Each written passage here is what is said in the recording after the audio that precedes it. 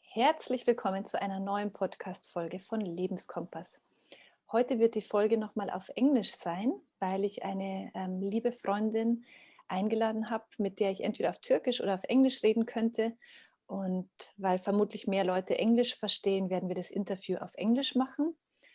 Und ich habe Güneş vor einigen Wochen durch Zufall kennengelernt und habe dir schon mal in einem Podcast davon erzählt, dass sie mir einfach so aus dem Stegreif einige Dinge über Human Design erzählt hat, über mich. Und das war für mich super spannend und inspirierend. Und deswegen möchte ich dir auch diese Inspiration mitgeben. Und wir starten gleich auf Englisch.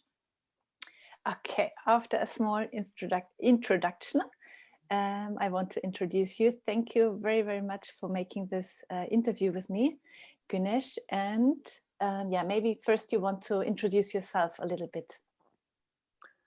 Well, thank you. This is really exciting for me too. I love talking to you, and I love talking about human design. Mhm. And well, we're both Geminis, so I guess we love talking in general. But so my name is Güneş. I am Turkish and American by naturalization.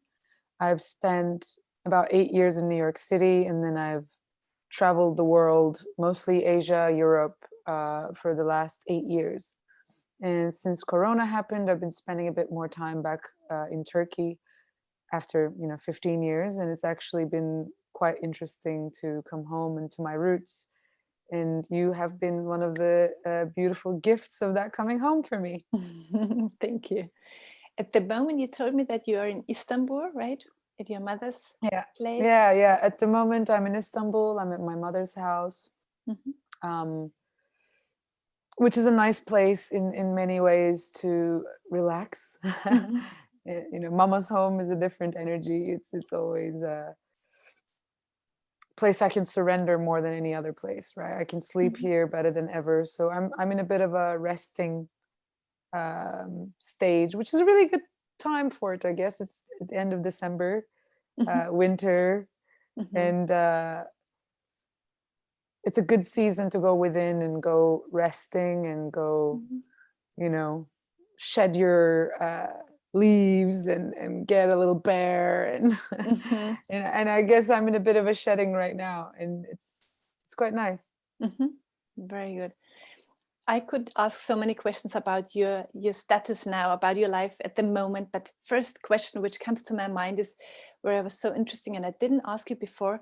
How did human design come to your life? And maybe, oh yes, you told me that's a long story, right? Maybe in a short way you can manage. Oh wow! All right, let's see. Yeah, it is a long story, and it happens to be maybe my favorite story. Okay. But I'll try to shorten it. Maybe one day we go into it a bit deeper. Mhm. And so the first time I heard about human design was when I was 25. I was around this fire um, in Thailand, people dancing and drums, and then this man came up to me and said, "Do you know about human design?" And I said, "No, what is that?" And he said, "It's an astrology. Can I just get your information?" I was like, "Sure, okay." And then he checked, he looked at it and said, "Ha, I knew it," and then walked away. And I was like, wait, what does that mean? He's like, "Nah, it's all right. I just knew it." And then just didn't tell me anything. So I looked it up, and it turns out, all right, it says I'm a manifester. The hell is that? And it says, 2-4, and it has all these words. I have no idea what they mean. And then I try to catch him again. And I'm like, "What does this mean?" He's like, "I can't be bothered. I just knew you were a manifester." I'm like, all right, that's really annoying. And then I think I tried to read a little bit about it, but I didn't go that deep into it. I just kind of read enough to realize it was not easy to understand. And that's as far as I got. And then a year, I think, later, so there was a man I loved. I mean, I can easily say the love of my life. There was a man I loved so deeply and so dearly. the man who inspired me to start traveling. This man changed my life multiple times. He was the most incredible human I've ever met. Actually, at the moment, on 11th of January, a book on his life is being published, and podcast series talking about him is being published, which I also interviewed in. Like, it was not just an incredible man as in the love of my life, but actual incredible human being. Mhm. And so a year after this, I found out that he had died. And I don't know how to describe it other than it just kind of broke me. Like, it broke me completely. But it broke me so beautifully. Like, it broke me into pieces. Like, my heart got shattered, and as my heart shattered, all my walls came down, and all my everything came down. And as soon as it came down, magic came into my life. Mhm. Everything just started happening in such a synchronistic, magical way. Like, I was so much in pain, but also so happy.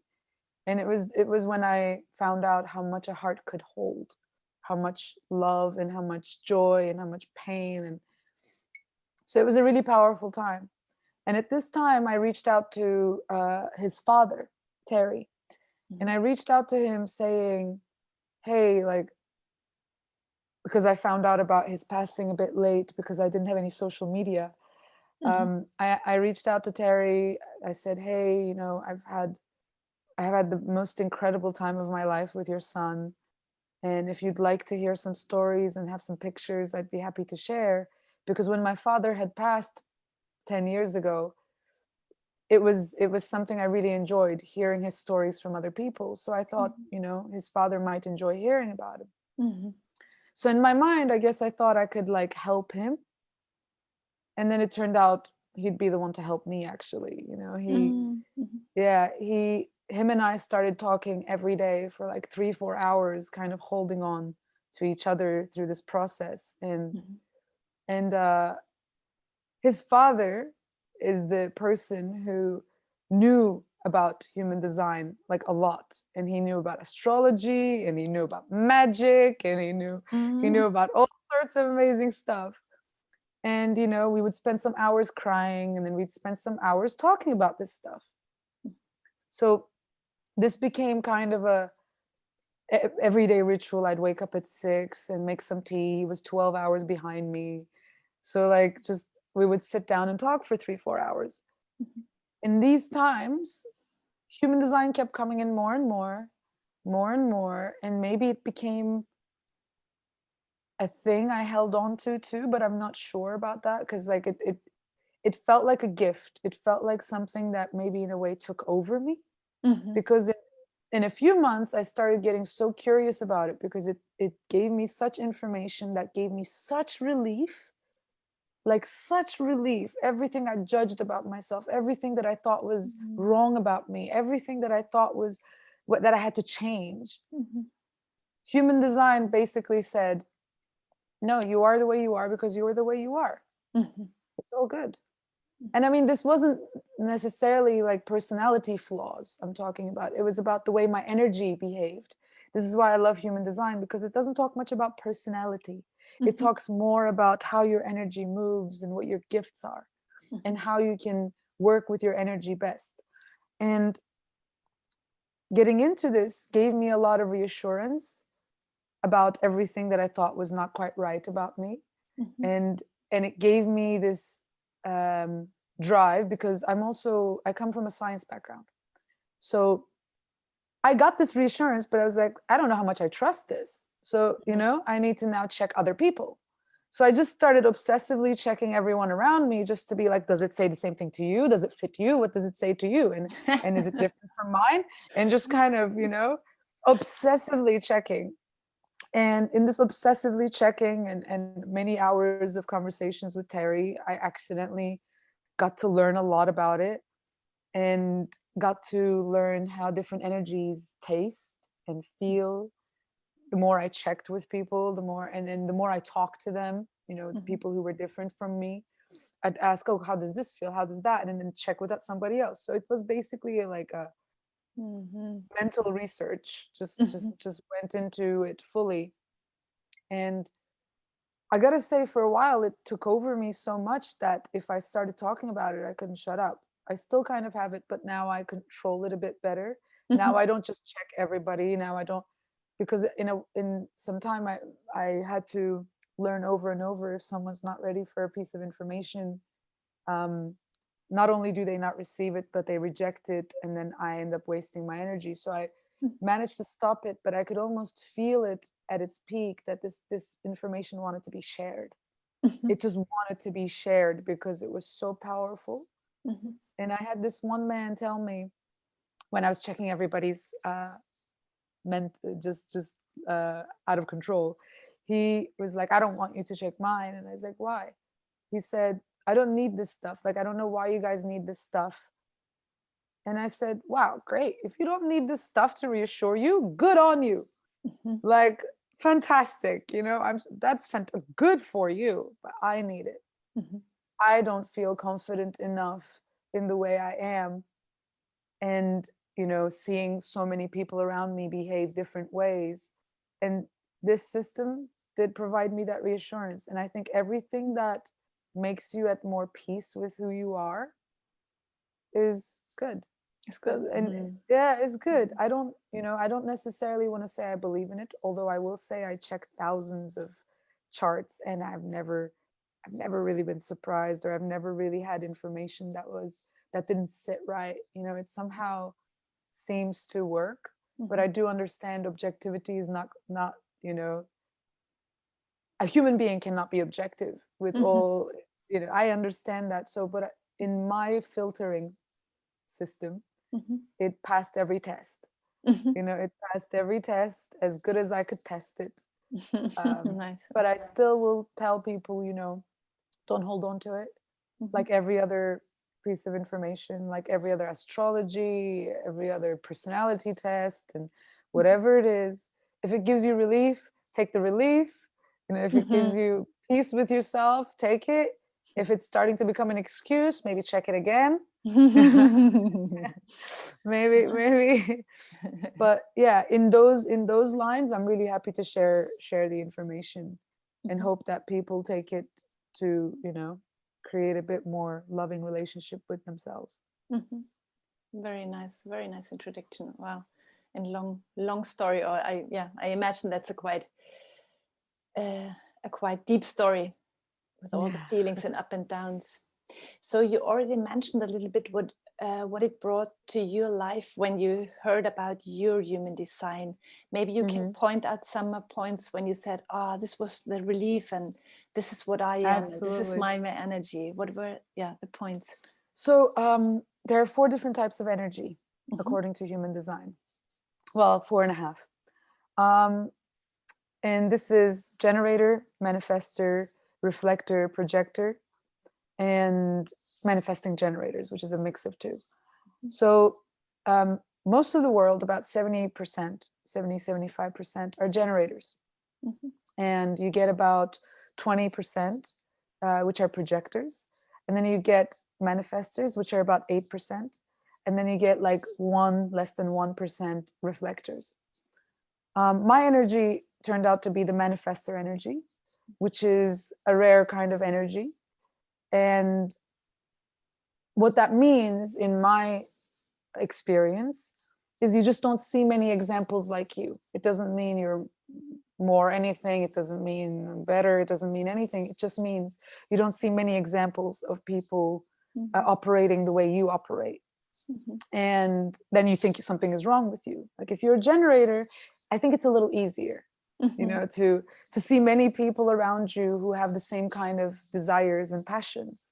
But as a manifestor, just not many examples. Plus, manifestor energy is naturally a really closed energy. So even the manifestors walking around, I can't really read into them. So it becomes a really lonely experience. And for me, the way it resonated was, for instance, so generators are here to create. They're here to work. They're here to produce. They want to work. They want to create. This is something they want and need. What they need is also to find something they are satisfied doing, so they can shine. They have this unlimited, almost not unlimited, but they have this really powerful life force energy that comes through their sacral. Like we can say they're just turned on, and they can really reach this Buddha, this yin energy, and work with it. So a generator can wake up, work all day, go to bed tired, wake up again, do it all over again, and as long as they're satisfied, they can keep going. They cannot work very fast, but they'll work stable and they'll create. They are the reasons the cities get built. They are the reasons like the world is running, essentially, their energy. On the opposite, manifestor energy doesn't have that. It doesn't have that energy. It cannot. It breaks down. It can work real good for like 5 minutes and then kind of needs to rest. It cannot go to bed tired. It doesn't have the same desire to work, which I was really ashamed of. I was like, whoa, everybody's doing so much. Look at all these people creating and look at all this energy they got. And I just don't have it. And not only do I have it, I don't care about it, but that's not the point. I should have it. Why don't I have it? Like, forget what I want. What I want cannot be right. Like something must be wrong with me. Why am I not a part of teamwork? And, all this stuff that is what generators do, I thought I should be doing. And I thought something was wrong with me, and when I was growing up, my mother, who's a generator, would keep telling me, you just need to keep yourself busy. You just need to work. It's the way to happiness, right? And I just feel I don't feel it. I don't feel that at all. Although now I understand she was right for her. As a generator, if she's satisfied with her work, she's happy. That sweet, tired feeling she gets at the end of the day, having done a day full of things she's happy to do. She's good. Not the same for me. So when I first found this out, a part of me went, oh, thank God. It turns out I am the way I am. Who would have thought? Who would have thought? And the thing is, interestingly enough, I work. I work. I pay my bills. I'm not a burden on anybody. I take care of myself pretty good. But I just do it really, like I work 2 hours a month, 3 hours a month. I live small. I don't need much luxuries, It's not like I'm living like a super big life, but it's good. I'm good. I'm not a burden. I'm not, I even managed to save some money. I'm good. I don't need to do more. And I just kept thinking something has to be wrong with that until human design came in and was basically like, no, it's just not your energy. So that was one of the first major reliefs. The other one, and I guess now we're talking about a manifestor, and well, I guess we're talking about both in a way. Another one was, so the generator energy is naturally quite open. It's an energy that's open and inviting and receptive and like, imagine like these invisible tentacles, like just ready to connect with anything, this generator energy is the yin energy. It's open. It's the flower. It's Buddha. It's open. And it's massive and it's bright. And it's just, if two generators are in the same room, their energies start communicating before they even look at each other. So they can read each other energetically, unconsciously, of course, right? But when a manifestor exists closed. Not only a manifestor closed, but manifestors are repelling. So the complete opposite of this open, receptive, like whatever beautiful like manifestors are essentially like their energy pushes people away. Because it's the yang energy. The yang energy doesn't have time to connect with everyone. It's not about being receptive. It's about going from A to B. It's about sparking, right? If the generator energy is the gas tank, the manifestor energy is the spark. They need each other in many ways, but manifestors look like they need nobody, which is not true, by the way. It seems like it's the only energy who can put their mind onto something and just do it. Because generator energy is not here to force things, which we'll get to. Actually, this is one of the biggest lessons a generator can learn.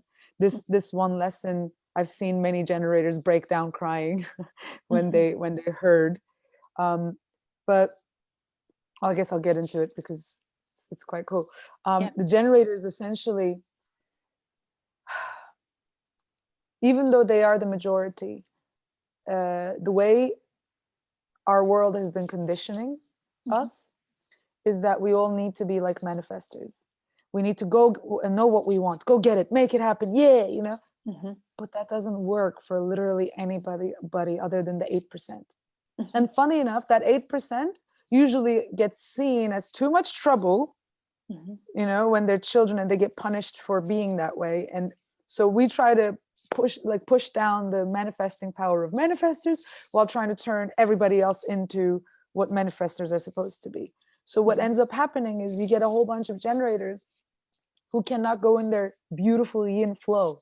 Instead of like flowing in life, which is their expertise, they're built to respond to life in such a receptive, beautiful way. They end up thinking they got to know what they want, go get it, make it happen. And then they force themselves and push themselves, and it just doesn't work.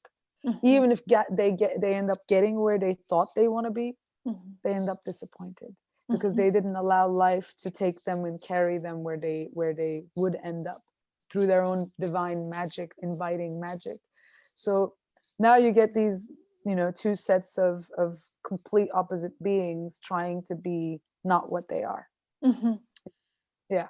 So the manifestors, back to the energetical being, as the receptive generators are open and receptive, you get the manifestors that are closed and repelling. So this was another part of the story for me, because until I learned about this, I had so many people who would respond to me in certain ways. And I would get these messages after a party like, hey, like, you clearly don't like me. And these were always from people I didn't even know and didn't see. And I was like, what? Huh?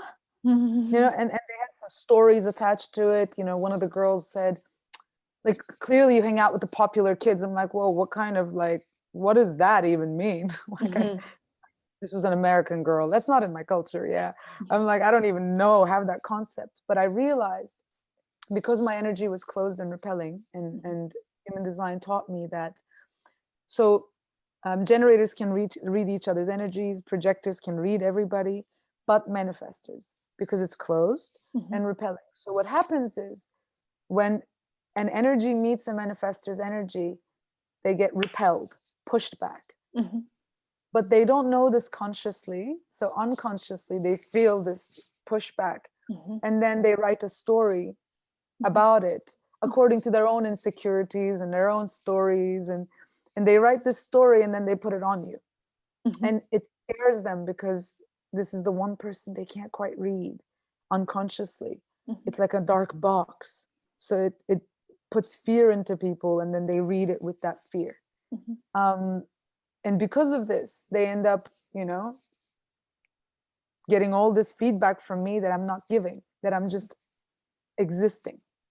But the manifestor's energy only opens up when the manifestor consciously opens up.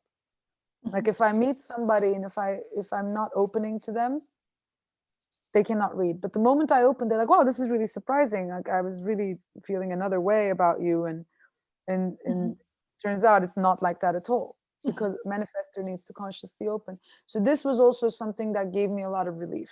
Yeah. Because I was like, what am I doing wrong? Like, yeah. Like, it's so funny. Sorry, Güneş, that I interrupted. It's so funny, because it just feels that you described the situation when I met you first, because I'm also like, as I guess everybody, I'm also insecure person. And when I first met you, I also had the feeling like, okay, either she doesn't like me or she's not interested or something like that, immediately writing the stories. And as soon as we started to talk, this was like a whole new world, a whole new book. Oh, okay, she's like that and that and that. So it's just very, very good description for the situation when I met you, what I felt as well. Thank you. Yes, I've got this feedback from many people when I did their human designs, you know, and I would just giggle about it. But until I learned about human design, this was something I carried around, thinking something was wrong with me. Yeah. Something was just not right about me. Right. Yeah. And human design just basically said, no, your energy just behaves this way, and there's a purpose to it, because its purpose of existence is different. You know, it's not here to, you know, teamwork, connect. It's not here for that. The spark, the yang energy is focused. It needs to be closed, because if it's connecting with everybody cannot fulfill its purpose. So this was another big one for me that just made me take a deep breath and go, okay. I'm all right, I'm okay. And you learned that with 25 or 30 years, so suffering all these years in a way. Yes.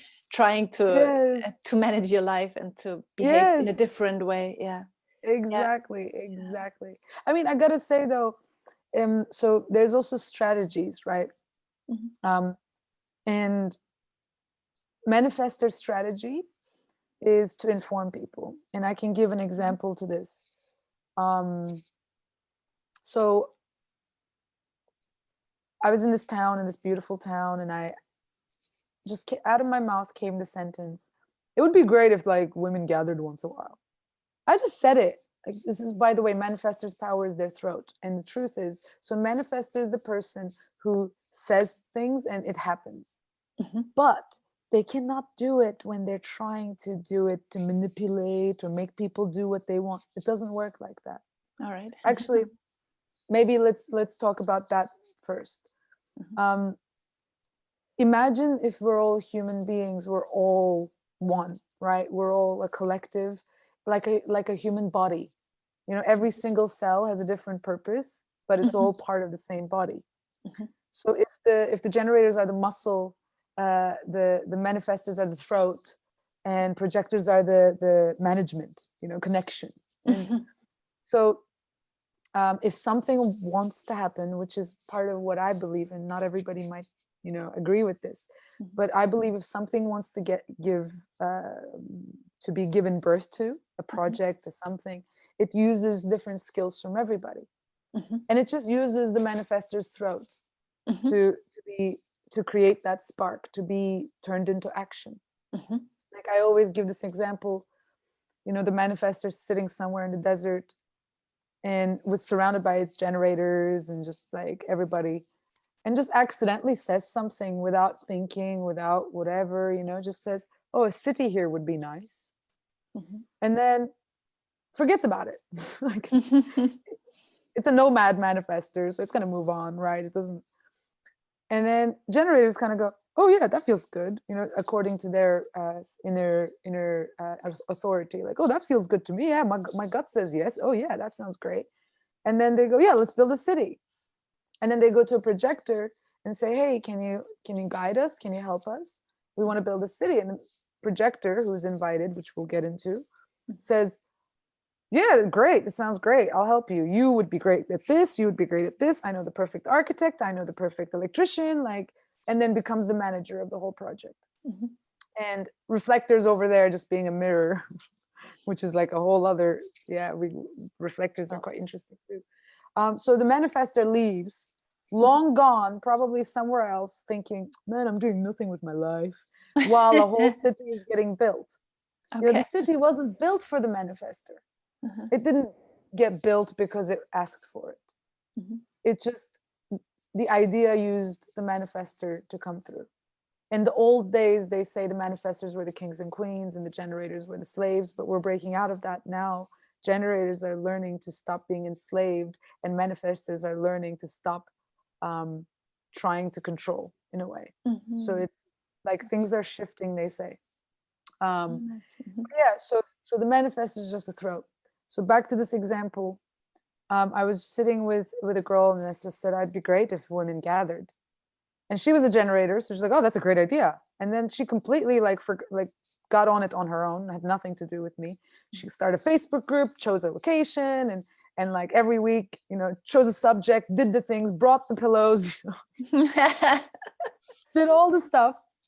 And I went every week because a part of me felt like somehow I had something to do with it. And I want to support my friend, but I also don't really want to be there every week. It's actually not so fun for me. I mean, it's great that it's happening, you know, yay, but I don't care for it so much. And then I went the whole time she did this. And then when she left, some other women took over the circle, and they kept inviting me, and I didn't go because I'm like, I don't have to go anymore. It's like, it's happening now. I don't, you know. And but I could feel something was not right. I could feel their energy was getting like uncomfortable with me. I don't know how to explain it. It just felt wrong. Mm-hmm. And at the time I was learning human design, going really deep into it. And for manifestors, the strategy is to inform people. Mm-hmm. Basically, it says people cannot read you. You're a black box. If you don't inform them, they start getting scared and they'll get in your way. Mm-hmm. So not only will they hurt themselves by getting in your way and you have to push them, they will hurt you, and it's just not working. But if you inform them, the right people will support you, the wrong people will get out of your way. Done, right? Inform. Mm-hmm. Which apparently we're supposed to be taught as children, but we don't, because manifestors get punished a lot because they keep manifesting crazy stuff, and then they get in trouble. So they learn never to ask for permission, never to inform. Once they hit 18, never going to tell anybody what I'm doing ever again, because it like becomes this bitter, which was where I was. Yeah. So but I'm learning, right? So I'm like, okay, I'm going to do the informing. Mm-hmm. And even though a part of me thinks this is stupid, why would they care? Why would they care? Really, it doesn't make any sense. Mm-hmm. And I tell them, hey, girls, thank you so much for keeping up the circle. Like, I'm so happy this exists for all the women who need it. Thank you so much for inviting me so much and keeping that door open to me. But at the moment, I'm realizing I'm saying yes to way too many things and I'm a bit worn out. Mm-hmm. I'm trying to learn to say no and take some time for myself. But thank you, which is the truth, just plain truth. And suddenly everything shifts. Mm-hmm. Like the energy lifts complete. Suddenly they're like, oh, that's great. Good for you. Yeah, spend some time on your own. And I'm like, oh, fuck. Like, this is it. This is what they meant.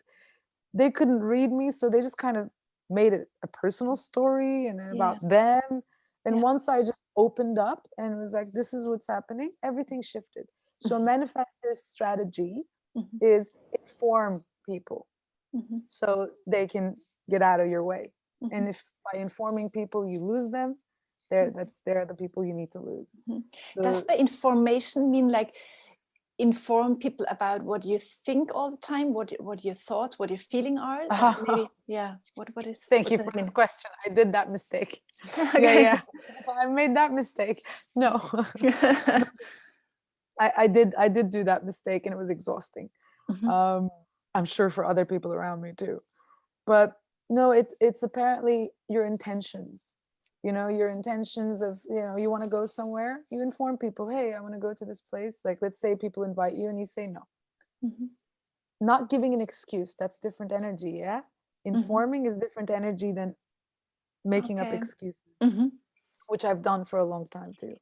Even if my excuses were right, the energy of, oh, sorry, I can't, is different than going, no, I'm doing this thing right now. Thank you so much. Like,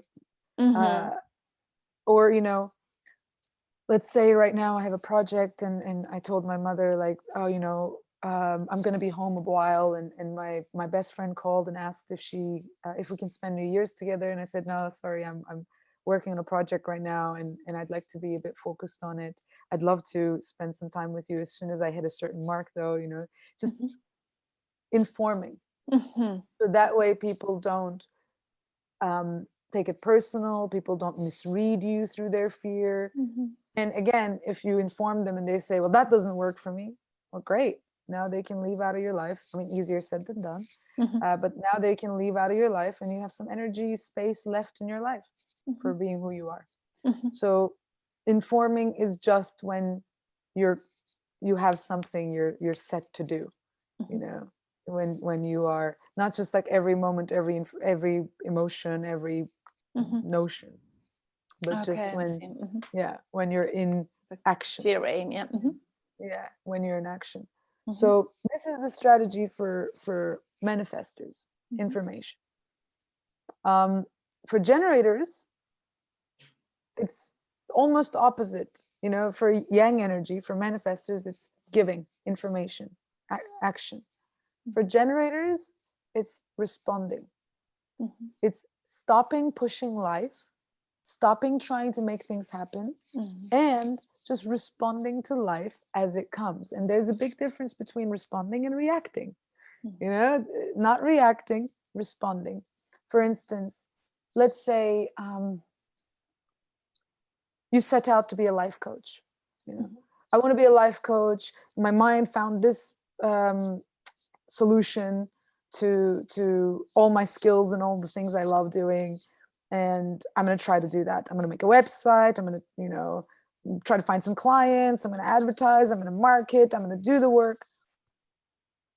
That's not really responding to life. Responding to life is more in line with somebody comes to you and says, hey, I need a bit of help. Can you help me with this? Oh yeah, I can help with that. Yeah, I can do that. Yeah, this is something I'm capable of doing. Hey, I feel a bit lost in life. Can you guide me? Yeah, I can guide you. But generators are usually really afraid to wait for this because they're afraid that if they wait, nothing comes to them.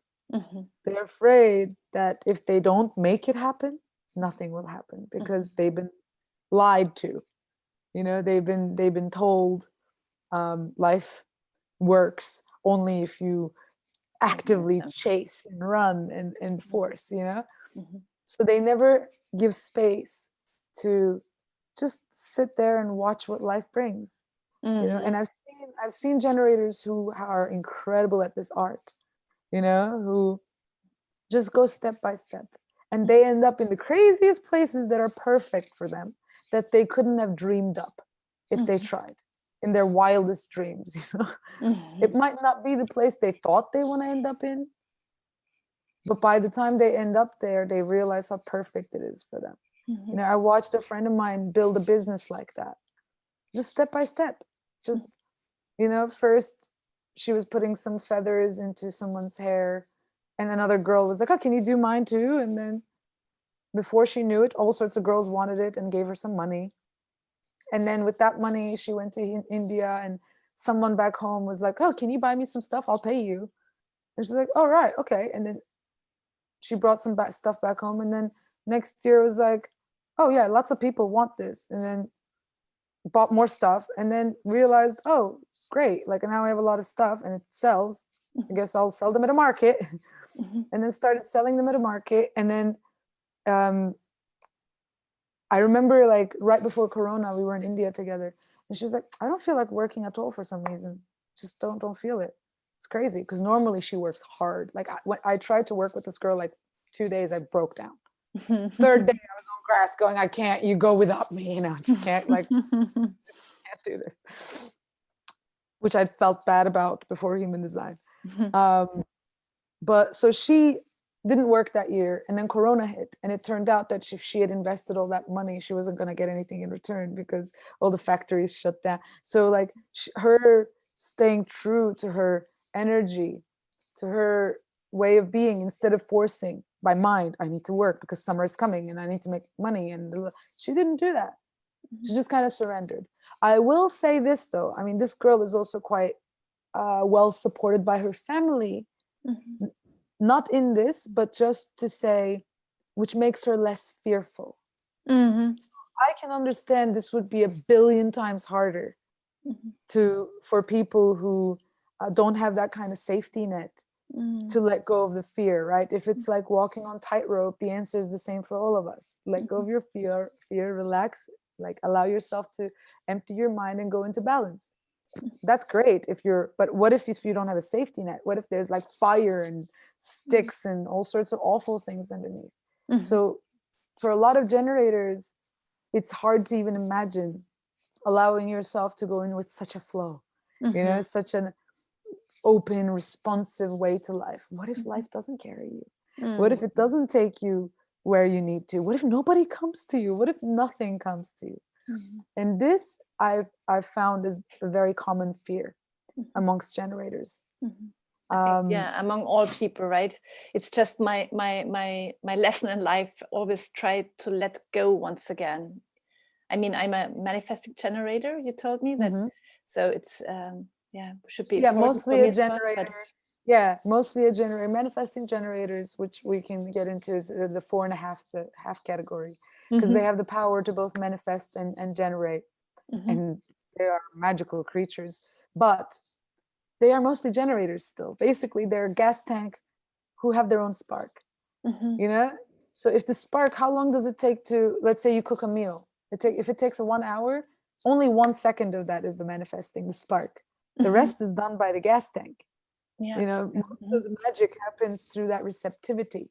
Mhm. Only once a while a manifester feels that natural, without thought, you know, without trying to manifest, because that never works, I promise. Never works. Like trying.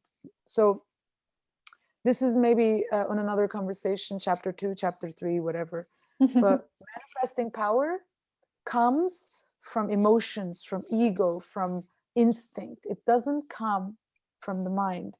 So manifesting power is in the throat. So if somebody has their mind connected to their throat, which means they speak their mind, they don't have the manifesting power, because the mind doesn't have that spark.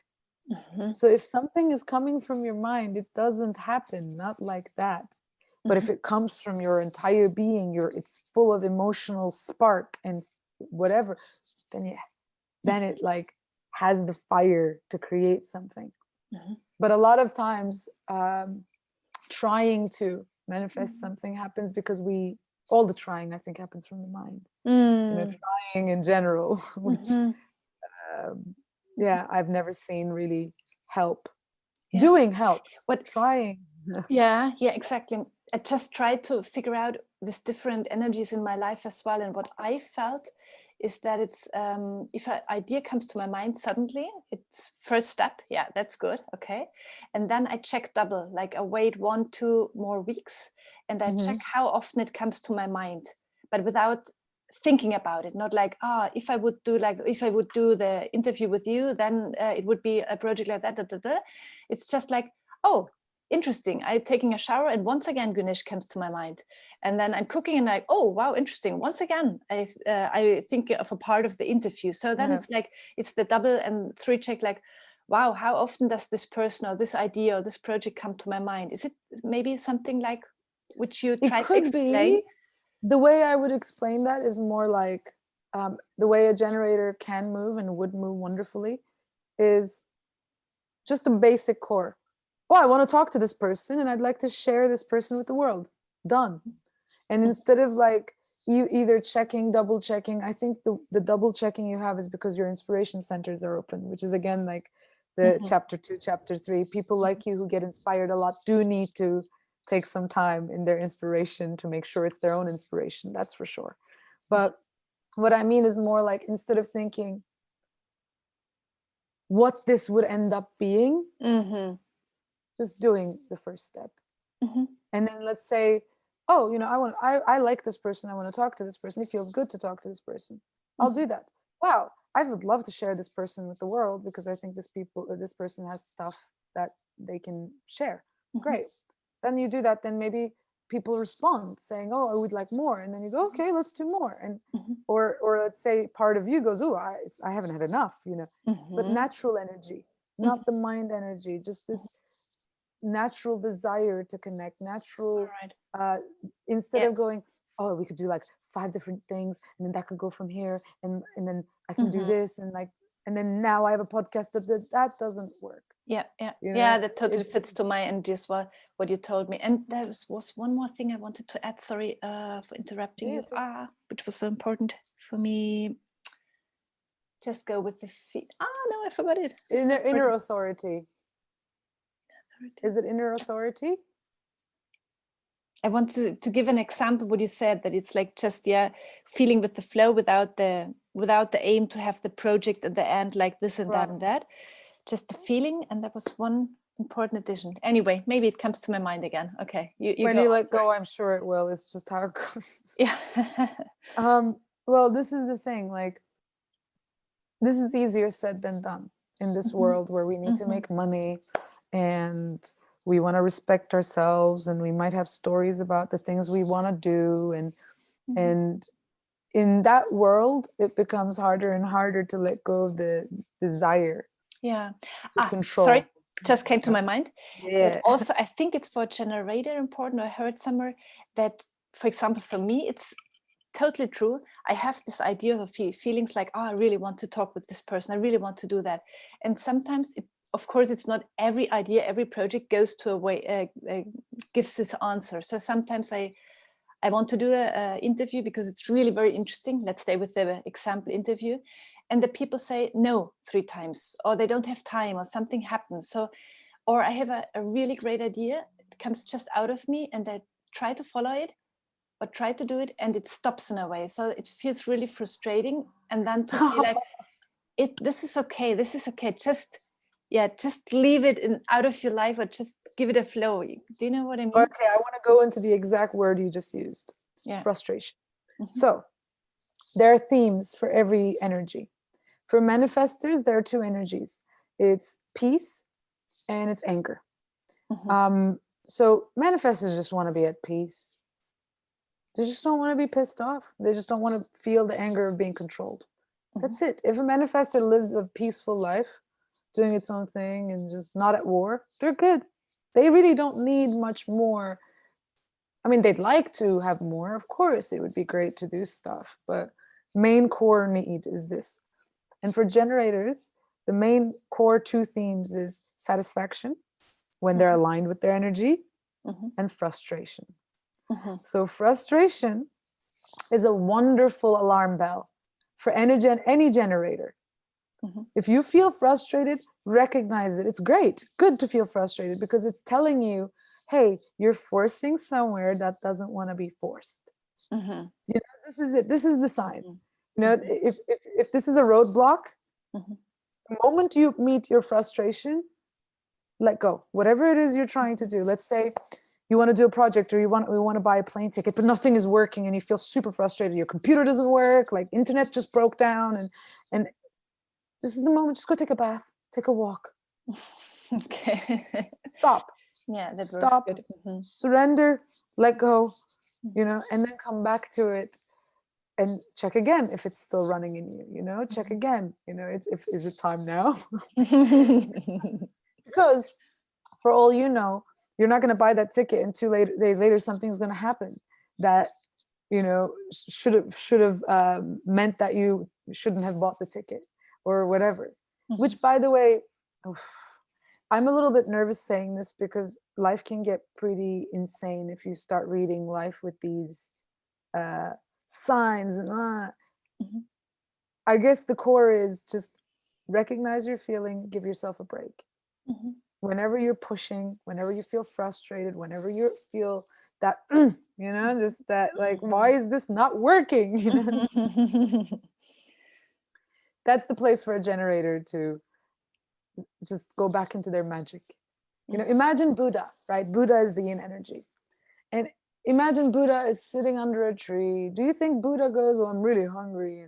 No, probably either an apple falls on his head or some food right when he's getting hungry, because his energy is so open and inviting that his needs get met. I mean, I got a chance to observe this a lot because I lived a lifestyle that was really about flowing.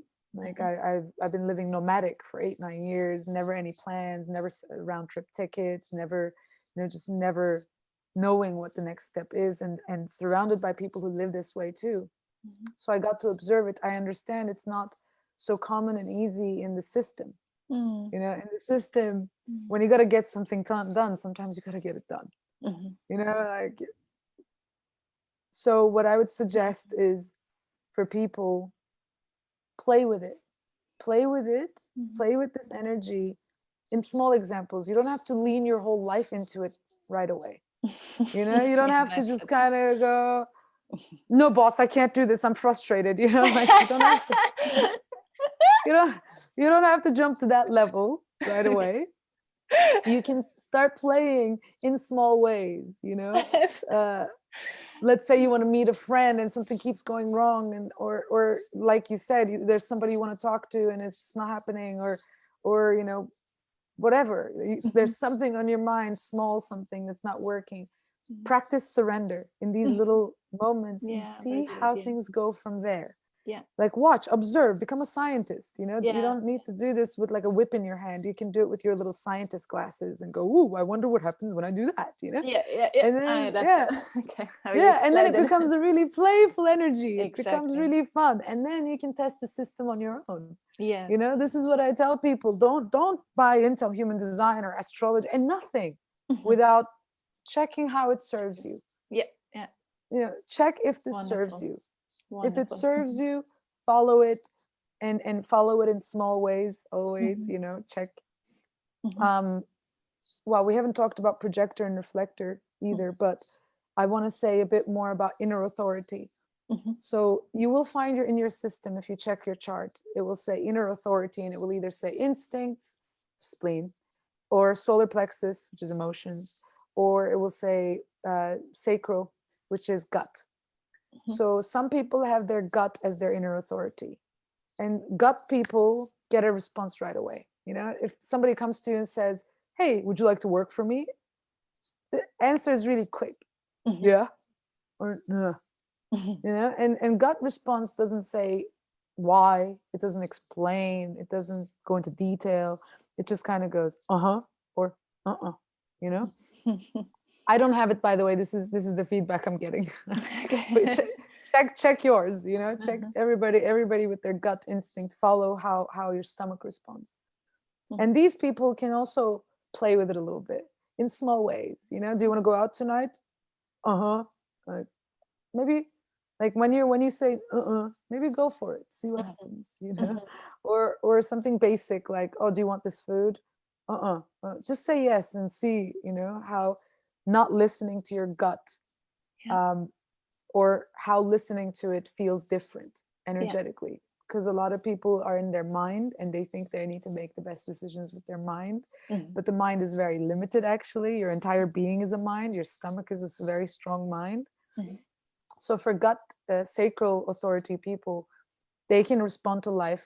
Generators, by the way, only generators can be sacral authority, because sacral is not on for projectors, manifestors, and reflectors. Okay. So generators, only generators can have the sacral authority, and they're here to respond. So sacral generators are actually really quick response machines. You know, someone can ask them, do you want to go? Yeah. And they can just, you know, they don't have to take time. If they listen, they get an answer pretty quickly. Now, if they don't listen, if they don't have the answer in an hour, I've been told, let go, because you already didn't hear the answer. It's already too much in your mind. You know, check with your body. Does it go forward? Does it go backward? What does it do? And then we have the feeling. Once again, to interrupt you, just from my life as well, that is a really good practice, I think, with the body as well, which helped me, because you told me that I have this authority and I try to play with it, and sometimes I don't get the feeling exactly. The mind is so quick, so it immediately tells me like, yeah, it would be good if you go to the playground now because the weather, blah, blah, blah, blah, blah. And so I can't listen to the first feeling, but sometimes just this, maybe the body, check the body. Would you like to go forward, or like, no, it doesn't, don't want to move in a way. That might be a good play. So I mentioned how manifestors get punished when they're children. And sacral generators apparently also get repressed a lot, because they act a bit like animals when they're children. They like to make a lot of like body noises and, you know, like make all these like sounds. And it's pretty quickly that they get told to be quiet. And you know, so in many ways, their connection with that animal part of themselves also gets pushed down, apparently, and that causes disconnect. Plus, all of us collectively are told we're supposed to listen to our mind, to be reasonable, blah, blah, blah, which is wonderful. It's great when the body is aligned with the mind. It's awesome. You know, it's the best. The best is when everything's aligned, but it's not always, you know. I've made a lot of decisions over the past few years that my mind absolutely rejected and refused and was like, what the hell are you doing? And I still did it, and I didn't always do it with full confidence. I was like, oh, I guess I'm doing it, you know. This feels good, but it sounds crazy. I don't know, you know. But it turned out to be good. The ones that turned out good, but the story's not over, so I don't know. Okay. There are some decisions I made I feel good about, but I won't know until I know, you know. I feel right. I feel in the right place. I feel like I made the right decisions. I recently, I just told you, I made a decision that my mind thinks is absolutely insane, just insane. And I'm just, as soon as I made that decision, I was like, oh, I feel so good. I couldn't stop laughing. Couldn't stop like, wow, okay. Great. Even though my mind was completely against it. So Yeah. And so this can happen, but for gut authority people, play with your gut. Play with it. It's fun. You get an answer right away. Let yourself ask yourself questions, feel your answers, just play with it. You don't have to lean your whole life against it, but just play with it. And the other authority is feelings authority. That one is a bit, see, that one can be real slow. Feelings authority. Okay. Yeah. Feelings authority is basically allowing yourself to feel all the feelings until your feelings come to clarity, to calm. But it's like an ocean. You have to go through all the motions before it comes clear. And it will take as long as it takes you to accept your feelings. And in some cases, that can be years. If there's if something happens and you're denying your feelings about it for many reasons we can get into, we sadly are taught to reject our feelings and to deny them instead of just allowing them to move through us. Emotions are energy in motion. As long as it's in motion, it just moves through. But if it moves through, then yeah, you can answer, you can respond quicker. But for feelings people, if you're in denial of your emotions, it's going to take you a long time to answer. Sometimes it takes me half an hour to choose for what I want to eat. I'm a feelings authority, by the way. While my gut friend basically like goes, this, mix that with this, and this is it, done. Just knows exactly. I kind of go, what do I feel? Do I feel fresh? Do I feel crunchy? What do I? Okay. So feelings people, spontaneous decisions are not for you, I'm afraid. You gotta take some time, which is part of the magic for feelings people. A lot of times feelings people want to respond right away because they're afraid an opportunity will go past. But because it's your truth you're honoring, which is that you need time. Because for feelings people, very classic thing that happens is somebody asks you, do you want to do this? And you go, yeah. And the next day you go, oh, fuck. Like, why did I say that? I don't want to do it anymore. Just because your feelings changed. And so for feelings people, you need to learn to say, that sounds lovely right now, but let me see how I feel tomorrow, or I'd like to sleep on it and let me take some time for it. And learning to play hard to get, but not for a game, but because it's your truth, will actually add to your magic. Not because you're going to do it to, make people want something more, but to honor your truth. If you're honoring your need to take time, then watch what happens. Play with it though. Again, it's all a game.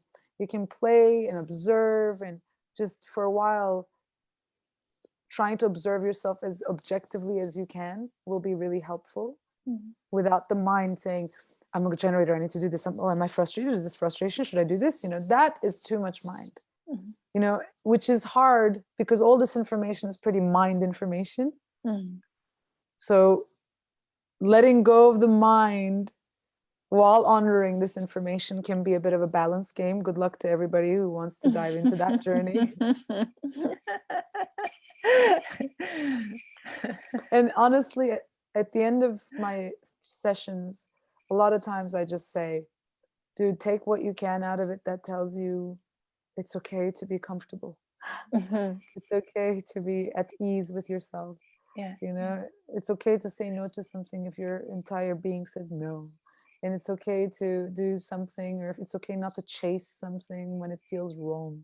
It just, at the end of the day, I think that might be the most powerful message, the core. It's okay to be you. Yeah. That's simple.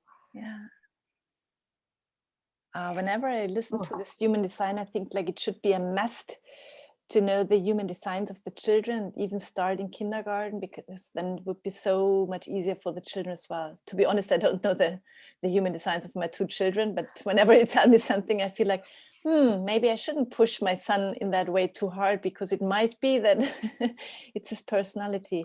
And also I've done a lot of family charts. I fully agree with you. I fully agree with you. I think it helps tremendously.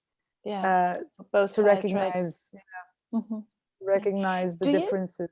Do you agree in that point that until the age of 7, more or less, the children normally anyway have the natural personality, the natural human design playing out, and I try to manipulate? I don't have much to say about this. Like, it's what I hear, but I didn't get that much of a chance to observe children in their like raw form. But as far as I've seen, it seems so.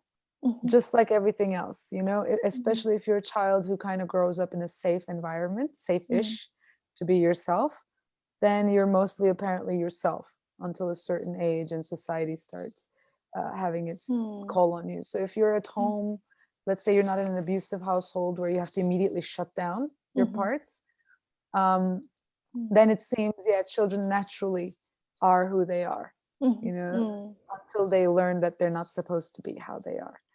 And then we go into that like next 15-20 years trying to be someone else, and then another 10-15 years trying to go back to who we are. Here we are, 40. Yeah it's a journey. It's the craziest, longest and shortest journey ever. The easiest thing is to be yourself, and it's the hardest thing at the same time. It's mind-blowing, really. I really wish we didn't need this stuff. I really wish I didn't need human design to tell me I am perfect the way I am. And I wish I believed it the moment I heard it too,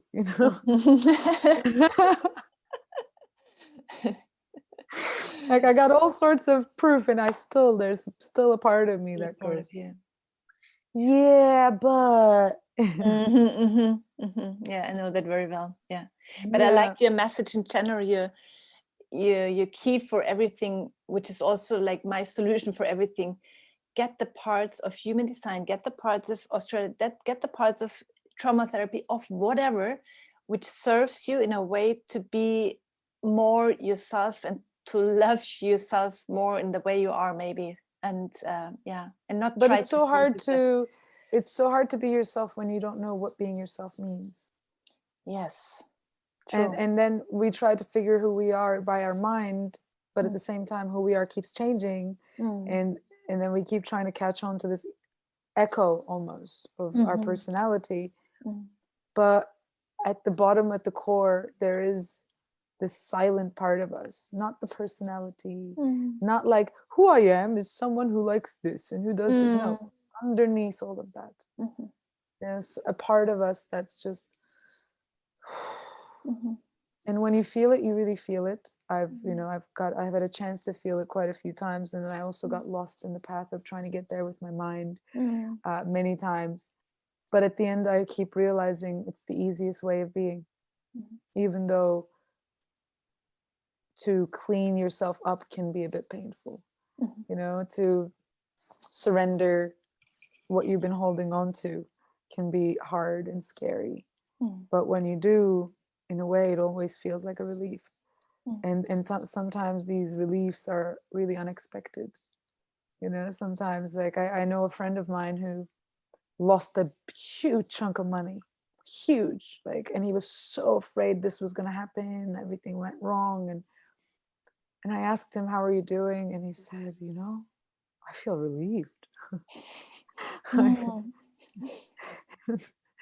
And I just thought, man, like, we really don't know how we're going to feel about stuff. Some losses we think won't mean anything, hurt deeply, and some losses we think, will hurt. It's all good. So it just doesn't work with the mind and the expectation. What works is allowing yourself to be. And these methods can help you get there. So have you read Dante's Inferno? No, I didn't. In the Sufi understanding, and in Dante's Inferno, and in a few other great works, there's a saying that says you need to get the help of your mind until you get to the last gate, last bridge. And there you cannot pass through with your mind. Rumi says this, and Sufis say this, and Dante says this, like, let your mind take you to a certain place. human design is mind information.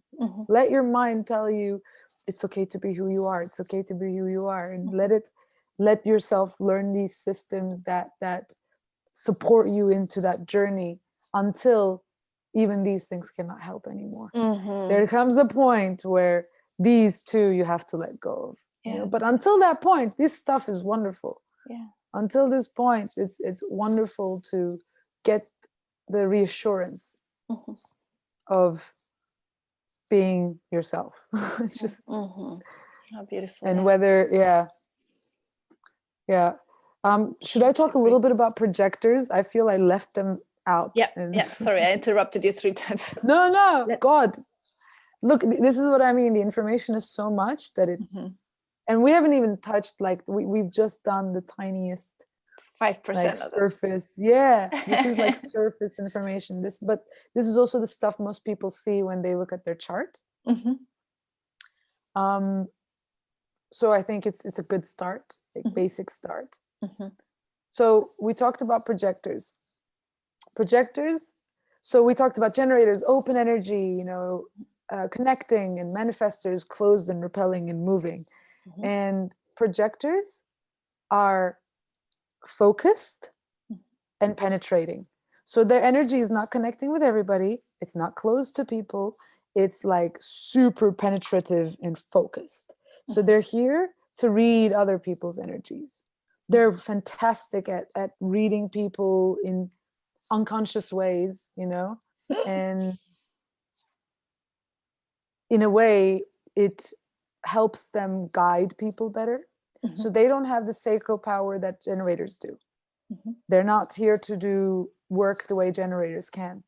They can break down the way manifestors can. But they're here to be the guides, the teachers, the bosses, the managers. This is what they're here for. They can recognize skills and talents of different people. They can connect the right people together. They can, you know, really read through people. And they're really good at projects. Can I stop you once again to make an example? Because it's so funny. When I didn't know the chart of my husband, still don't know it, but when first you told me, I was like, oh, this is my husband. And this gave me so much relief for our relationship, because whenever I was like, why is he like that and that and that, it was like, oh, it might be that he's a projector, because he's just like that. For example, I tell him like, yeah, I need a nanny, but I'm not sure, should I take this or that or that? And he's like, in 1 second, he tells me, you know, this nanny is not very good because she's like, da, da, da, da, da. I feel that, not like I feel that, he knows it. He just knows it. He's so sure about it that I get like, from where do you know that? Where did you read it? Which time did you pause with her? And he's so clear. Which Google review did you look at? Yeah, exactly. yeah, it feels like that. But he just knows it. And also he's always in projects and managing projects. And I thought, like, he's so lazy. Why doesn't he work himself? He works himself, but in another way, he's just like managing. And in his head, and like, he's good for that. He's good for that. And I don't take him because he's better in this work. So he's a perfect project manager. Yeah, this is it. Projectors always are projecting. Like, they're just kind of in projects all the time. They're just kind of like, this could, like, sometimes exhausting, which we will get to. So informing is the strategy for manifestors. Responding is the strategy for generators. For projectors, the strategy is to wait for invitation. So imagine a projector is an actual projector, movie projector, onto the wall. Imagine a projector is now projecting onto your eyeballs. You know, what would you do? You go, you know, just like, stop it. You know, it's in my eyeballs. Projector's light is too much. No, get away from me. Because it's not wanted. So what projectors end up happening is, this is how you get like toxic managers and bosses. When they're not seen for their skills and invited to do the job, they end up trying to be seen, which then means like they're now shining into your eyeballs, and then you reject them and they feel now rejected and bitter, and now your eyeballs are going blind. You know, it's terrible. So what ends up happening is, if a projector doesn't wait to be seen, they end up becoming toxic to their environment, and their environment becomes toxic to them. So the biggest strategy for projectors is to wait to be invited. And just like generators are afraid things won't come to them, projectors are afraid no one will invite them. You know, and it's so they have to like learn to be patient through that journey. Doesn't mean they don't do anything. They can still keep doing things they love doing, but they cannot manage others and guide others and whatever until they're seen in it, until they're invited to it. We're all humans. We all want to be seen. Everybody wants to be seen, but projectors simply cannot do their energy, like they cannot fulfill it without being seen. Manifestor can still manifest without being seen. Might not love it so much. I'm like, oh, why don't anybody see me? But they can still do it. Okay, I do the same. Yeah, for projectors, it's different. So a projector out of alignment would be someone who keeps creating projects at places who didn't ask for it. Who keeps trying to go, oh, we can do this. Why don't we do this workshop? And you do this, you do that, you did it, and then no one wanted it. I've seen this happen many times. I just go, dude, stop. You do you. And then once they start doing themselves, like I had a friend of mine who did this for a very long time, like, oh, teach children, do this, but he just keeps seeing projects. And he sees that there's many capable people, but no one invited him. But the moment he like sits down and starts like playing some drums and some people come and go, hey, can you teach me? And before you know it, he's surrounded by 20 people. And before you know it, now they're doing it weekly. And before you know it, that turns into something else because someone comes and sees him as a teacher there and says, hey, can you teach children? And he ends up now being invited to the projects he imagined in the first place. But first he had to wait to be invited, to be seen, like a projector again, who projects a movie onto the wall. Let people who want to watch come watch. Let people who want to see you. And for the projectors, they have to trust that the people who approach them are the right people. This is how it works, With this friend of mine, for instance, no one saw him. I did. I like clung. I was like, hey, you, I am next to you. And my energy brought 100 other people. And before you know it, there was a whole thing going on. It's just patience, which can be really hard if you're afraid you're not going to be seen. And just like the theme for generators is satisfaction and frustration, and for manifestors, peace and anger, for projectors, it's success and bitterness. Projectors are here to be successful. Projectors are the category of people who can move between social classes so easily. Like they're the only ones who can really jump class. Like they can hang out with the richest, the poorest, doesn't matter. They can really move between groups. And they're here to be successful. And success for a projector technically is being seen. Being seen for their skills. And that can include to be, being seen. Part of it is to be compensated, of course. But real success is the success to be seen and to do your job, which is to guide, not the legwork. If they do the legwork, they'll break down. Just like manifestors, the strategy is for generators, go to bed when you're tired. For manifestors and projectors, rest before you're tired. Never get tired, not like that. So projectors are here to be successful if they're aligned, if they're waiting for invitation, if they're going with their truth, then they'll wait for invitation, become successful. And if they're trying to be seen, they'll get rejected and they'll become bitter. So just like frustration is a really good sign for a generator, bitterness is a fantastic sign for a projector. Not being seen, that bitterness. So yeah, projectors and generators work really well together, essentially. They say one projector and 4 generators. They can really make things happen. But I haven't observed this one so much. This is more information. Yeah. Not to get in this bitterness, can you also ask as a projector for being seen, or how does it work? If other people What do you mean? know, like for example, the example with my husband, I don't feel in this position telling him all the time, or I have the feeling that I should tell him more often, like, wow, cool, which project you're doing, thanks so much for, and yeah, it's amazing what it Skype. Yeah, sorry. No problem. Go ahead. That I should tell him what he's doing and that I see him. But on the other way, I think like, no, that's not my position. I don't want to do that. Like, so can he himself feed himself like in a way that he gets seen? Could you understand what I mean? You see, that's the mind again. Like seeing somebody with mind doesn't happen. But just now, what you said, when I told you about the projector, and you were like, "Oh, that's already seeing somebody." Like you're already seeing the way he moves is different than you. That's a seeing, Right. You're already seeing that the way he is perfect, and you're already seeing that he's really good at certain jobs. And maybe instead of going, "Why do you know that? How do you know that?" Going, "Oh, great," and learning to use this great husband skill of yours. Great, it's great skill. Oh, you need to make a decision about somebody or something. Ask him. What do you think about this? Thanks. And that's already seeing. You don't have to like fill it with, I trust the way you vision and blah blah blah. But actually, just trusting it because you see that he's good at it. But you already see it. So just that's the real nourishment. It doesn't have to be always verbal. It doesn't have to be always, on a platter. And it doesn't. But it's the truth, which is, hey, I'm thinking of doing this person, and like I kind of want to know what you feel. Okay, great, thanks. And then trusting it. That's more than enough seeing. I see. But a how would you say Projector. in English? Projector.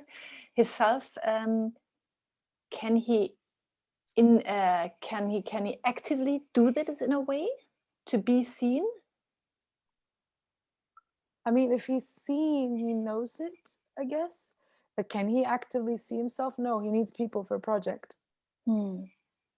Like he cannot just sit there having project ideas. Nothing's going to happen. He needs generators to see him. He needs people who see his skill, trust him, and do what he says. This has to happen for a project to happen. Okay, so it's anyway automatically giving and taking, because anyway, as he does projects, so he's working with someone together, then he gets the trust or he gets the feedback. All right. Yeah, it becomes a mix of it. But if he doesn't get it and is putting energy into trying to be seen, then he ends up miserable. But a lot of projectors who are established don't really deal with this anymore. If they're established and if already many people recognize how good they are at their projects, then they're pretty good. Then they're just kind of doing what they love doing, guiding, teaching, managing others. And a lot of things get done because of their guidance. They're the overview.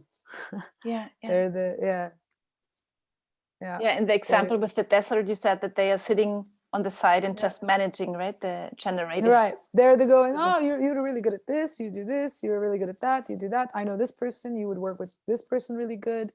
Just that. And if everybody trusts the manager, then they work with the manager.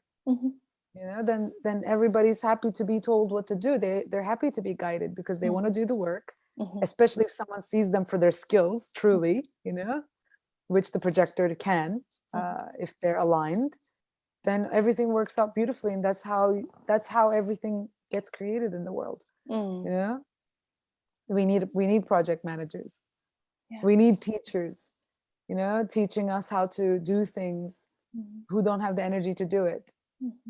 Like they say, those who can't do teach. That's in a way, I guess, true, but projectors can't do and shouldn't. They're not here to. They're not here to do the legwork. They can work also faster than generators, but for shorter periods. So if they end up going, fine, I'll just do it myself, they'll break down. They'll break down real hard. It's exactly the description of my husband. So funny. Whatever you say, like, okay, yeah. I know this part.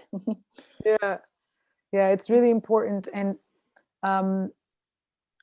because he's surrounded mostly by generators, it's also natural for him to think he should be able to do better or more. Not better, more. More work. But the work he does is just in a different area. The generators are the muscle, manifestors are the throat, and projectors are both the eyes and the mind in a way. You know, they're the connecting the dots and connecting the right people, and they shine in it. You know, they really, really shine in it if they're seen, and if they're like, the more they're seen and invited, the more they shine. Yeah. And not to get in this negative points and this bitterness. Sorry that I talk so much about the projectors. No, please. Just like in my personal life, it also is nice to watch it out. But you said in a bigger way as well, the project or the managers in a big way, the negative point would be that it gets toxic. So not to get in this direction of being toxic. Is there something that they can do? Recognize. Stop trying to be seen. Stop trying to. If they feel like uncomfortable, if they feel not received when they're trying to, stop. You're wasting your own energy. You're hurting other people, but forget other people. You're hurting yourself. Yeah, you're hurting other people too, but you're hurting yourself when you're trying to be seen by people who reject you. It's like, let's say I have like the most powerful medicine in the world in my hand. And I just shove it in your mouth. Take it. It's a great medicine. And like naturally, like natural reaction is to go, you know, if someone's trying to shove something in your mouth, any creature will just reject it. So even if what you're giving is gold, especially for projectors, I think this goes for all of us, even if it's what you're giving is gold, when you force it onto somebody, you get rejected. Now they cannot receive this medicine. You cannot get the satisfaction of giving it, and it just becomes a toxic situation. Now you're hurt, feeling rejected. They're now in like rejecting, and that's not a good, like, it's not a comfortable energy, and then it becomes toxic for everybody. So stop. You know, the moment you find yourself over, stop. Let those who don't see you see you. The right people who will see you will come to you. You just keep doing what you love doing. You know, you just keep doing what you love doing, and let people approach you. And trust in your magic. Again, play with it, right? Like, trust in your magic that it will invite the right people into your energy field. People who feel you. By the way, people don't have to always with their mind see you and go, this would be a fantastic project manager. They don't have to always know that. Unconsciously, they'll be pulled to you, and unconsciously they will, you know, come to learn from you. So it will become on its own. Yeah. Okay, beautiful. Okay. Should we move on to the last? Reflectors. Yes. I mean, reflectors, I don't get much to say about because I've only met like 4. Really? Okay. Yes, reflectors. So, wow, reflectors are quite magical. I mean, they all are. Reflectors are basically people who have no energy of their own. Like, they are basically mirrors, just clean mirrors, you know? So they are the mirror to our society. You put them in the worst neighborhood in the world, they'll become the worst person there. You put them in the best neighborhood, they'll become the best. Whatever you put them, they'll reflect. And their inner authority doesn't exist because they have no definition inside themselves, which is chapter 2, chapter 3, what definition means. But their inner authority is the moon. So they like connect with the moon, and they kind of behave like the moon. They, like the mirror, they're always around the earth, always around the people, but not coming too close, but never quite leaving too far. You know? And it's really important for them to learn to not take on other people's energies, which again, this comes into other chapters, but their inner theme is surprise. Like, if they're surprised, they're on the right path. You know? Okay. Like, yeah. Like, satisfaction is the guide for generators, and success is the guide on that you're on the right path. Peace is the right path for manifest. And for reflectors, it's surprise, like a mirror. Because with the mirror, the image keeps changing. You know, if you're holding on to old images, you won't be surprised. But if you're like a clean mirror, you're going to be kind of, whoa, I'm seeing a Buddha here. Oh, I'm seeing a room there. Oh, I'm seeing, sunshine. And it just, they need to just stay completely open, which can be really hard because they're literally taking on everybody. So they are, in the old days, they say, generators were the workers, manifestors were the kings and queens, projectors were the, what is it, helper for the king and queen? I forget the word. But this is like the actual manager. And then reflectors were the people they would use in court. They could feel people's energies, like yeah, let's say they'll go in front of the guilty person and then they'll feel it. No, I'm guilty. They'll like, if your listeners know about family constellations, where you completely surrender your own energy and you open yourself up to channeling something, and then you take on the role consciously. This is kind of how they are all the time, like unconsciously. They're constantly open, just full mirroring, full reflecting. Yeah, they're quite rare. Yeah. So the only information I have is this stuff I've read. And I've had chats with like 2 of them I could go into in-depth chats with, because if the person is not interested, you also cannot get feedback from them, because like with the 2 I've met, I just going to go, God, tell me everything. And one of the things one of them said, which I thought was cool, was, I always want to leave humanity. Like, I was gonna want to go live somewhere in the mountains somewhere, but I just feel like I'm not allowed. Like, I cannot ever leave that far. I always feel like I have to stay around. I'm like, yep, the moon. They cannot quite come in and they cannot quite leave. All right. Like, they're kind of, yeah, it's less than 1%. And the other person you talked to, can you remember what this person told? This person gave me, this person basically just had massive relief because they thought something was wrong with them, because they kept feeling different everywhere they went. Like, they just felt like people who changed constantly. They had no idea who they were. They had no idea what they were doing. They had no idea about anything. They just kind of were constantly having a different experience, which is what it is to be a 100% mirror. I mean, in many ways, we're all mirrors to each other. If you go deeper into spiritual teachings, absolutely. But these people are literally energetically built just for this. They are the perfect reflections. Like, you want to see how society is doing? Watch them. They cannot hide it.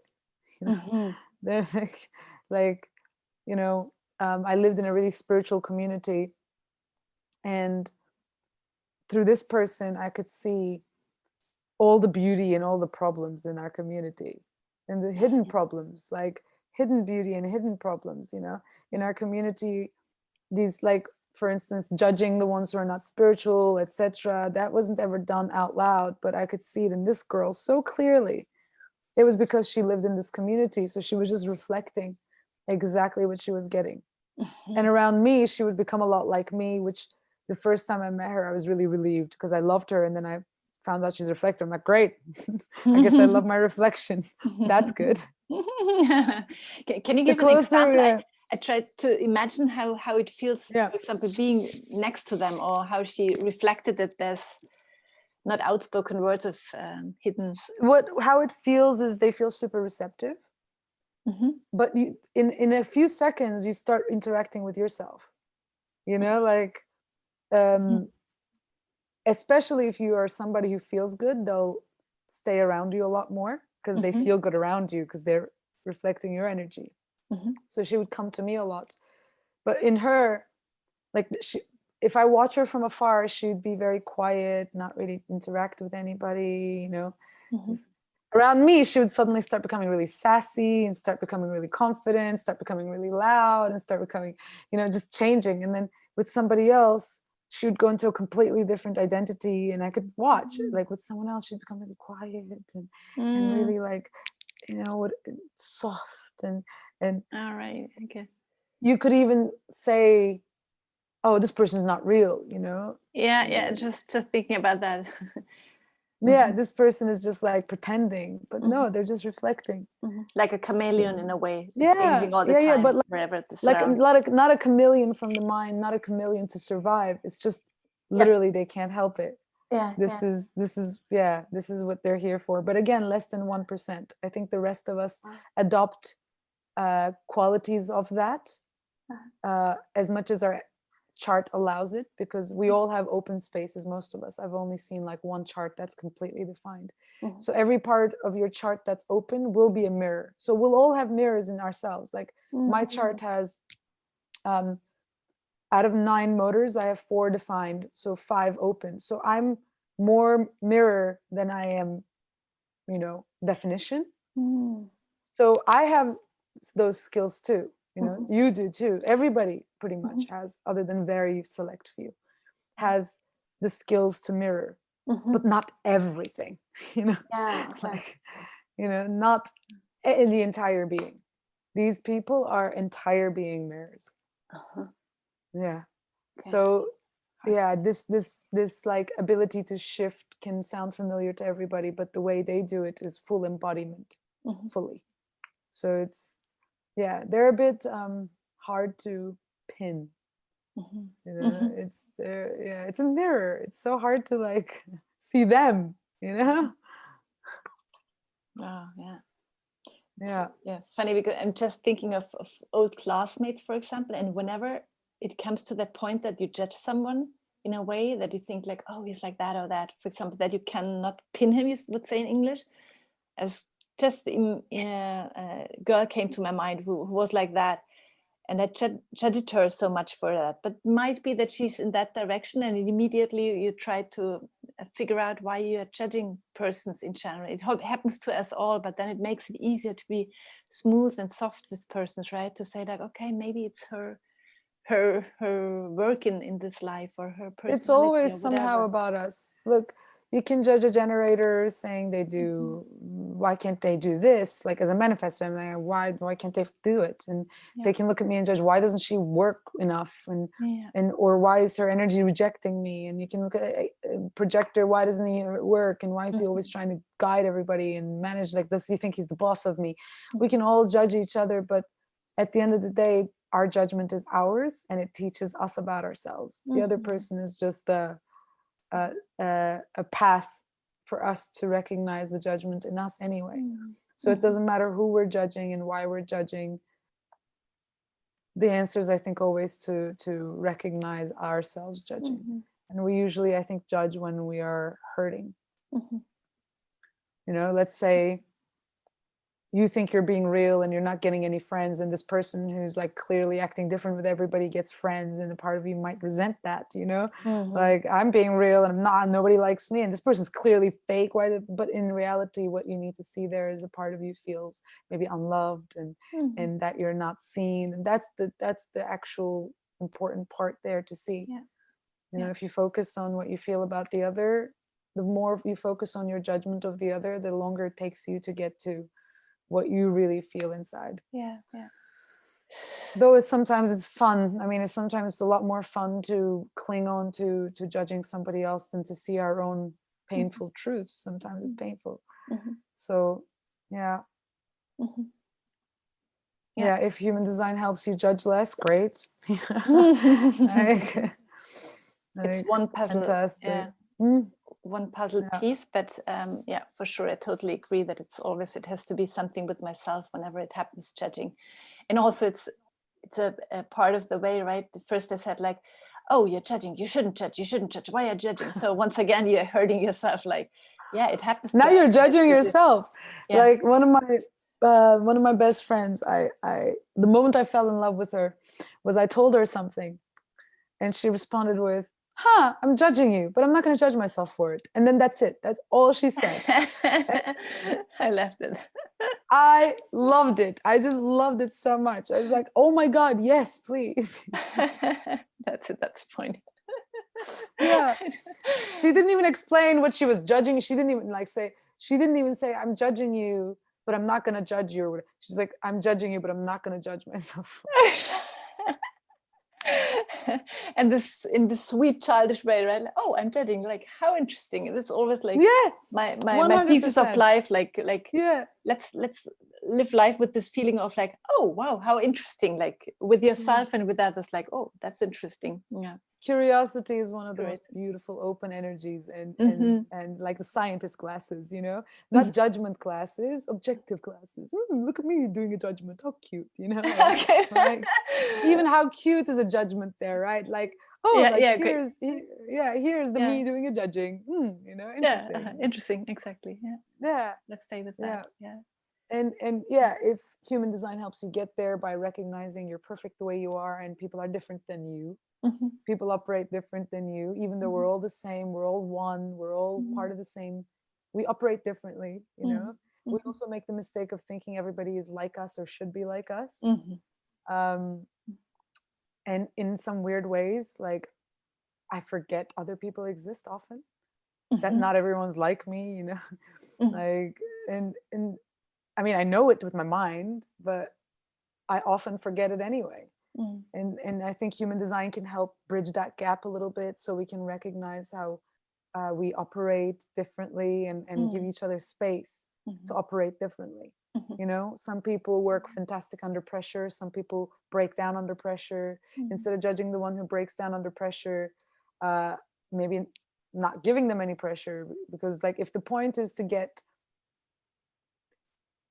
efficiency and productivity and whatever it is, or Mhm. joy or whatever, the best way is going to be if everyone can function at their optimal. Mhm. Mhm.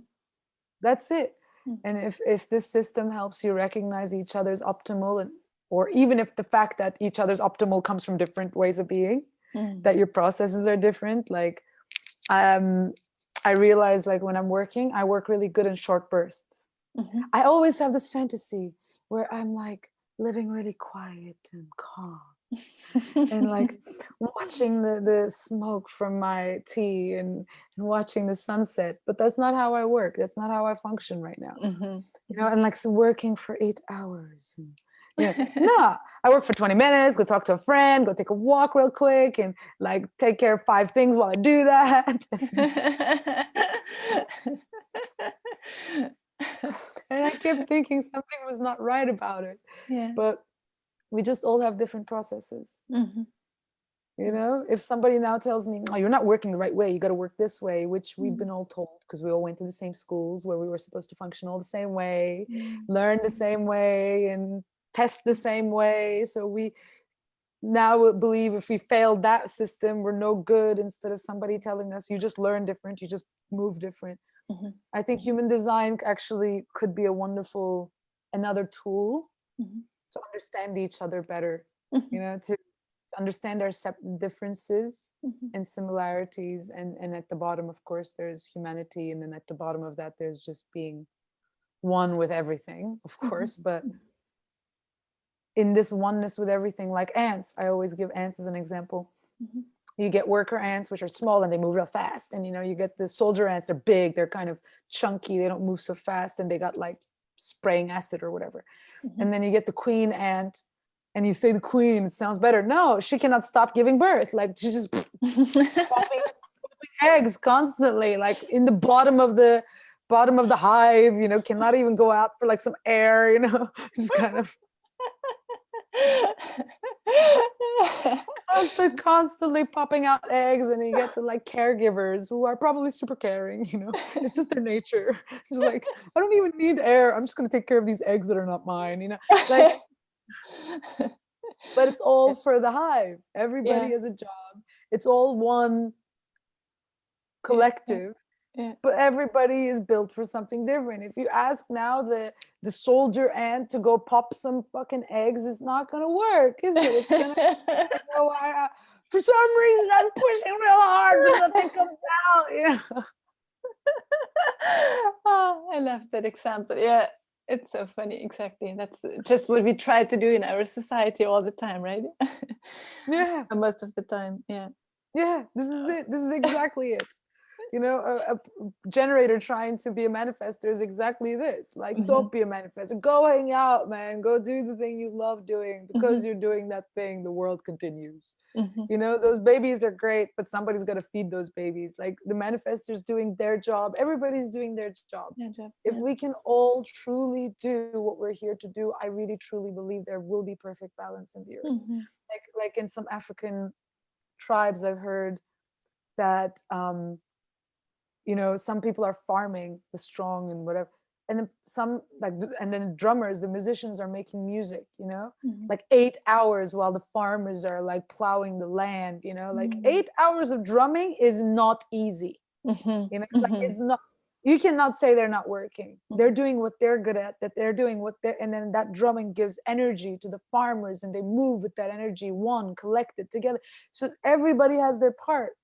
You know, like, and then maybe some people are bringing them food, and some people are wiping their sweat, and some people are whatever. There's collective, but everybody has to honor their truth. And for that, I think we really have to trust that if we do, everything's gonna be all right. Yeah. Beautiful. Yeah. It's a good dream. Yeah. A good dream. But we start by one bun. Yeah, good dream, and a good last word maybe for the first part. I hope the first part of I hope so. Of the introduction to human design. Thank you so much, Güneş, for all this information. I loved it so much. It's loved so much about all the crazy examples about your personality and energy. Yes, maybe next time we can talk a bit more about profile types and different motors in the body, because this is, again, just 4 types of energies, and this doesn't define all of you. This is just the, you know, are you the little worker ant, or the soldier ant, or the which ant are you? Okay, now who are you? What you know, what are you good at, and how do you function? It goes into a bit more intricacy. But whoever's listening to this, good luck. Try not to get too lost in the mind, and welcome to the world of human design. Yeah, how cool. And try, as you said, like, just try it out, make it as a game, right? And don't be too functional. It should be like that. Don't use this as another way of whipping yourself. Just use this, if you can, as a way of accepting yourself. You know, just your own truth, without hiding behind it. I'm a manifestor, I'm not supposed to do anything. That's not what I mean. Like, oh, other people need to do the work. Like, because I've seen that example to me. That's not it.